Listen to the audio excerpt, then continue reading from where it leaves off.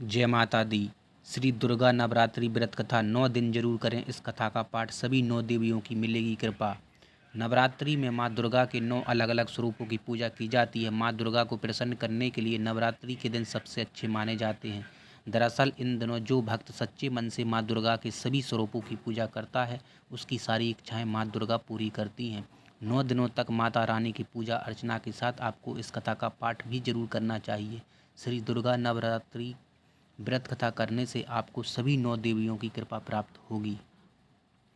बृहस्पति जी बोले, हे ब्रह्मा जी, आप अत्यंत बुद्धिमान, सर्वशास्त्र और चारों वेदों को जानने वाले में श्रेष्ठ हो।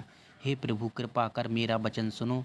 चैत्र, अश्विन, माघ और आषाढ़ मास के शुक्ल पक्ष में नवरात्र व्रत कथा और उत्सव क्यों किया जाता है? हे भगवान, इस व्रत का फल क्या है? किस प्रकार करना उचित है और पहले इस व्रत को किसने किया?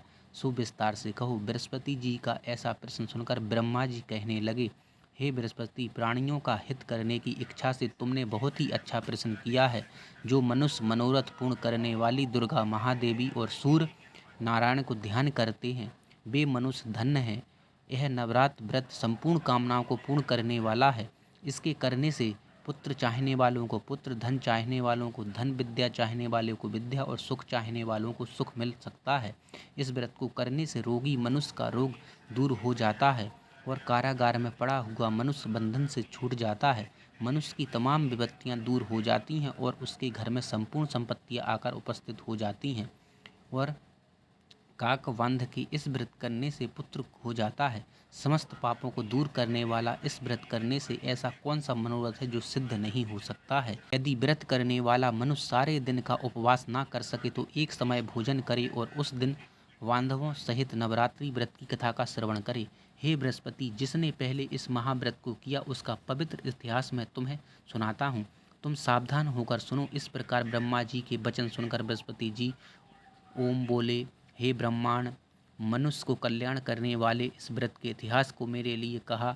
मैं सावधान होकर सुन आपकी शरण आए हुए मुझ पर कृपा करो। ब्रह्मा जी बोले, पीठत नाम के मनोहर नगर में एक अनाथ नाम का ब्राह्मण रहता था। वह भगवती दुर्गा का परम भक्त था। उसके संपूर्ण सद्गुणों से युक्त मानो ब्रह्मा की सबसे पहली रचना हो ऐसी यथार्थ नाम वाली सुमति नाम की एक अत्यंत सुंदर कन्या पैदा हुई। वह कन्या सुमति अपने घर के बालकपन में अपनी सहेलियों के साथ क्रीड़ा करती हुए इस प्रकार बढ़ने लगी जैसे शुक्ल पक्ष में चंद्रमा की कला बढ़ती है। उसका पिता प्रतिदिन दुर्गा की पूजा और होम किया करता था। उस समय वह भी नियम से वहां उपस्थित होती थी। एक दिन वह सुमति अपनी सखियों के साथ खेलने लग गई और भगवती के पूजन में उपस्थित नहीं हुई। उसके पिता को पुत्री की ऐसी असावधानी देखकर क्रोध आया और पुत्री से कहने लगे कि हे दुष्ट पुत्री, आज प्रभात से तुमने भगवती का पूजन नहीं किया।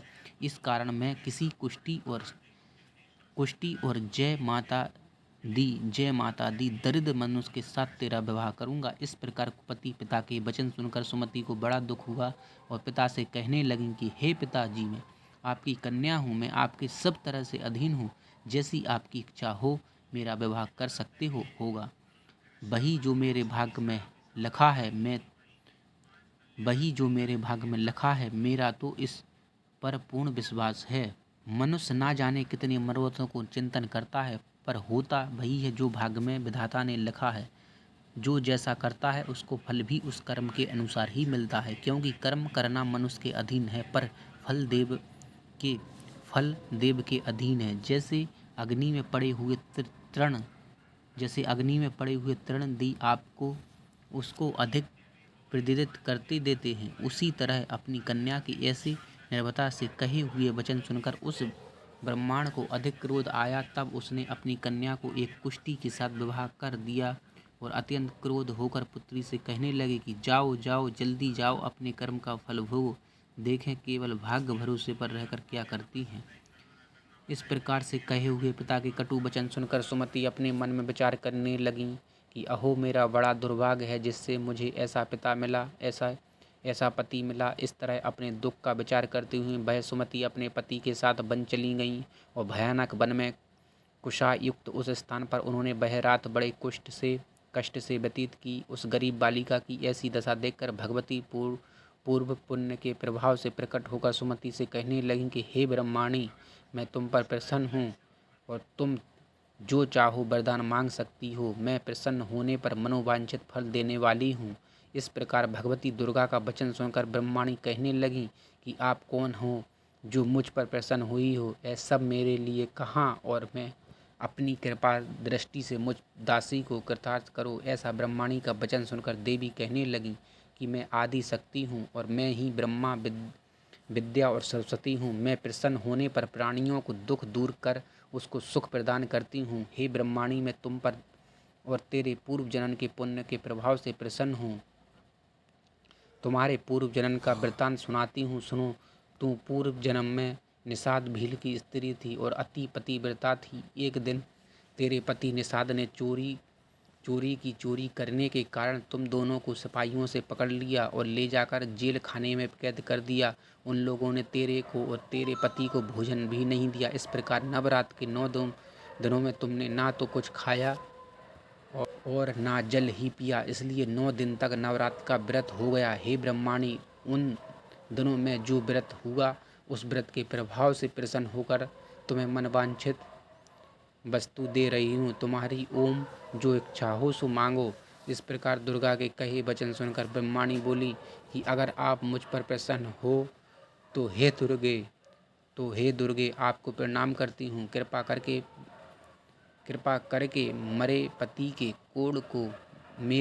के कोढ़ को दूर करो। देवी कहने लगी कि उन दिनों में जो तुमने व्रत किया था उस व्रत के एक दिन का पुण्य अपने पति को कोढ़ दूर होने के लिए अर्पण करो। मेरे प्रभाव से तेरा पति कोढ़ से रहित और सोने के समान शरीर वाला हो जाएगा। ब्रह्मा जी बोले। इस प्रकार देवी का वचन सुनकर वह ब्रह्माणी बहुत प्रसन्न हुई और पति को निरोग करने की इच्छा से ठीक है ऐसी बोली। तब तक उसके पति का शरीर भगवती दुर्गा की कृपा से कुष्ठहीन होकर अति सुंदर हो गया, जिसकी कांति सोने के सामने चंद्रमा की कांति भी क्षीण हो जाती है। वह ब्रह्माणी पति की मनोहर देह को देखकर देवी को अति पराक्रमी वाली समझकर स्तुति करने लगी।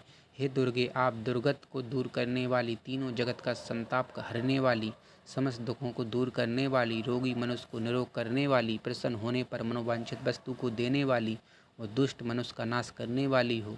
तुम ही सारे जगत की माता और पिता हो। हे अम्बे, मुझ अपराध रहित अबला की मेरे पिता ने कुष्ठ के साथ विवाह कर मुझ घर से निकाल दिया। उसकी निकाली हुई मैं पृथ्वी पर घूमने लगी।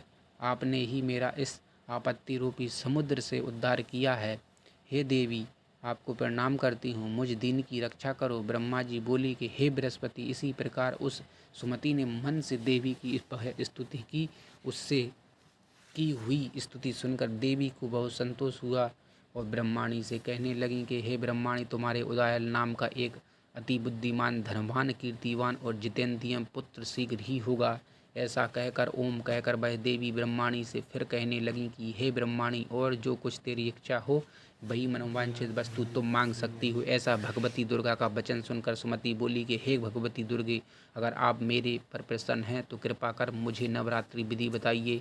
हे दयावती, जिस विधि से नवरात्र व्रत करने से आप प्रसन्न होती हैं उस विधि और उसके फल को मेरे लिए विस्तार से वर्णन करें। इस प्रकार ब्रह्माणी के वचन सुनकर दुर्गा कहने लगी कि हे ब्रह्माणी, मैं तुम्हारे लिए संपूर्ण पापों को दूर करने वाली नवरात्र व्रत विधि को बतलाती हूँ, जिसको सुनने से तमाम पापों से छूटकर मोक्ष की प्राप्ति हो जाती है। अश्विन मास के शुक्ल पक्ष की प्रतिभा से लेकर 9 दिन तक विधि पूर्वक व्रत करें। यदि दिन भर का व्रत ना कर सकें तो एक समय का भोजन करें। पढ़े लिखे ब्राह्मणों से पूछकर घट स्थापन करें और वाटिका बनाकर उसको प्रतिदिन जल से सींचें। महाकाली, महालक्ष्मी और महासरस्वती की मूर्तियाँ बनाकर उसकी नित्य विधि सहित पूजा करें और पुष्पों से विधि पूर्वक अर्घ दें। बिजौरा के फूल से अर्घ देने से रूप की प्राप्ति होती है। जायफल से कीर्ति, दाख से कार्य की सिद्धि होती है। आंवले से सुख और केले से भूषण की प्राप्ति होती है। इस प्रकार फलों से अर्घ देकर यथावती हवन करें। खंड, घी, गेहूँ सहित जो तिल, बिंब, नारियल, दाख और कदम, इनसे हवन करें। गेहूँ होम करने से लक्ष्मी की प्राप्ति होती है। खीर व चंपा के पुष्पों से धन और जनों से तेज और सुख की प्राप्ति होती है। आंवले से कीर्ति और केले से पुत्र हो, कमल से राज सम्मान और दुखों से सुख संपत्ति की प्राप्ति होती है। व्रत करने वाला मनुष्य इस विधान से होम कर आचार्य को अत्यंत नम्रता के साथ प्रणाम करे और यज्ञ की सिद्धि के लिए उसे दक्षिणा दे। इस महाव्रत को पहले बताई हुई विधि के अनुसार जो कोई करता है उसके सब मनोरथ सिद्ध हो जाते हैं, इसमें तनिक भी संशय नहीं है। इन 9 दिनों में जो कुछ दान आदि दिया जाता है उसका करोड़ों गुना फल मिलता है। इस नवरात्रि के व्रत करने से ही अश्वमेघ यज्ञ का फल मिलता है। हे ब्रह्माणी, इस संपूर्ण कामनाओं को पूर्ण करने वाले उत्तम व्रत को तीर्थ, मंदिर अथवा घर में ही विधि के अनुसार करें। ब्रह्मा जी बोले कि हे बृहस्पति, इस प्रकार ब्रह्माणी को व्रत की विधि और फल बताकर देवी अंतर्ध्यान हो गईं। जो मनुष्य या स्त्री इस व्रत को भक्ति पूर्वक करता है वह इस लोक में सुख पाकर अत्यंत अंत में दुर्लभ मोक्ष को प्राप्त होता है। हे बृहस्पति, हे दुर्लभ व्रत का महात्म्य मैंने तुम्हारे लिए बतलाया है। ऐसा ब्रह्मा जी के वचन सुनकर बृहस्पति जी आनंद के कारण रोमांचित हो गए और ब्रह्मा जी से कहने लगे, हे ब्रह्मा जी, आपने मुझ पर अति कृपा की जो अमृत के समान इस नवरात्रि व्रत का महात्म्य सुनाया है। हे प्रभु, आपके बिना और कौन सा इस महत्व को सुन सकता है। ऐसे बृहस्पति जी के वचन सुनकर ब्रह्मा जी बोले कि हे बृहस्पति, तुमने सब प्राणियों का हित करने वाले इस